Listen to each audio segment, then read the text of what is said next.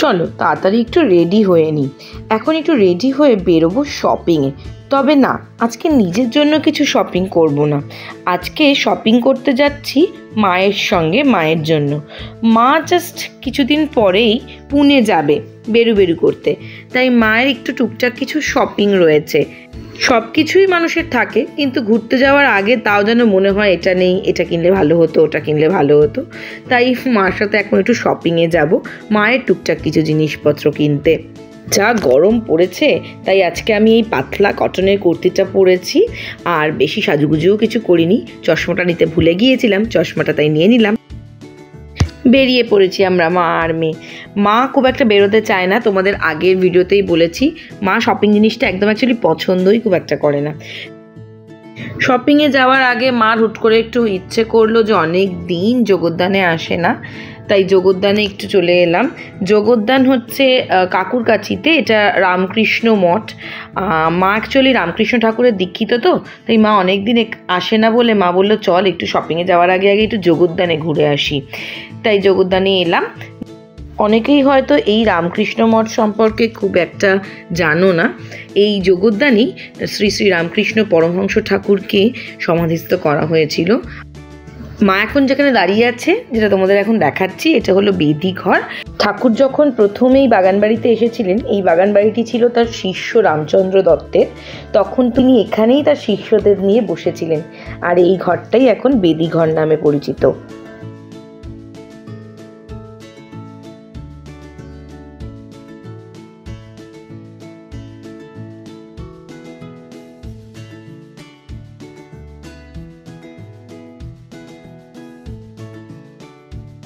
এই যে পুকুরটা দেখছো, এই পুকুরটাকে বলা হয় রামকৃষ্ণ কুণ্ড।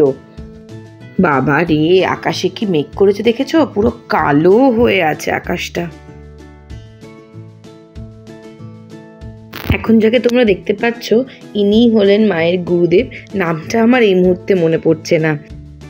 এই গুরুদেবের ঘর থেকে বেরিয়ে এলাম প্রসাদ পেয়ে। প্রসাদে কি দেয় জানো? চকলেটস। তো এখন ওই চকলেটসই খাচ্ছি। আমার রামকৃষ্ণ মঠের সন্ধ্যা আরতিটা খুব ভালো লাগে, তো এখন প্রায় সন্ধ্যা আরতির সময় হয়ে এসছে। এখানে বসেছি, এই গর্ভগৃহ যেখানে তোমরা দেখতে পাচ্ছ শ্রী রামকৃষ্ণ ঠাকুরের মূর্তিটি, এখানেই তাকে সমাধিস্থ করা হয়েছে। আর এই এখন প্রেয়ার শুরু হলো।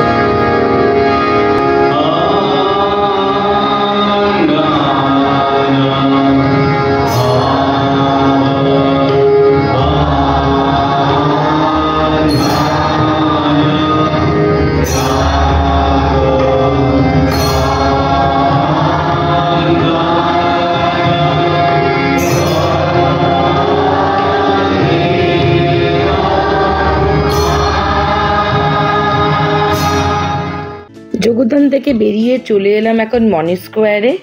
মায়ের যেটা মেন জিনিস কেনার আছে সেটা হচ্ছে একটা জুতো। তো এখন ভাবলাম যে মনি স্কোয়ারের এই খাদিমসটায় না সেলও চলছে, আর স্টকটাও খুব ভালো আছে। কিন্তু এখানে এসে না মা যে জুতোগুলো চাইছিল, নিউকাট টাইপের জুতোগুলো, সেগুলো তো সেলে ছিল না। সেগুলোর আবার মায়ের না ঠিক পায়ে কমফোর্টেবল হচ্ছে না, হয় একটু বড় হচ্ছে, না একটু ছোট হচ্ছে, তাই জন্য নেওয়া হলো না। মায়ের হলো না, কিন্তু আমার বেশ অনেকগুলোই পছন্দ হচ্ছে, দেখি নেওয়া যায় কিনা। এখন চলে এলাম মনি স্কোয়ার থেকে সোজা কলেজ স্ট্রিটে শ্রী লেদারে। এখানে স্টকটাও ভালো রয়েছে, আর মায়ের এখানে পছন্দও হয়ে গেছে, পায়ে ভালো ফিটও করেছে, তো মা এখান থেকেই নিয়ে নিল জুতো। শপিং আমাদের কমপ্লিট হলো না। এই দেখো হাতিবাগানে এখন এসে পৌঁছেছি, কিন্তু সব দোকানই প্রায় বন্ধ হয়ে গেছে, তাই বাড়ি ফিরে যাচ্ছি। তো আজকে ব্লগটাও এখানেই এন্ড করছি। বাই।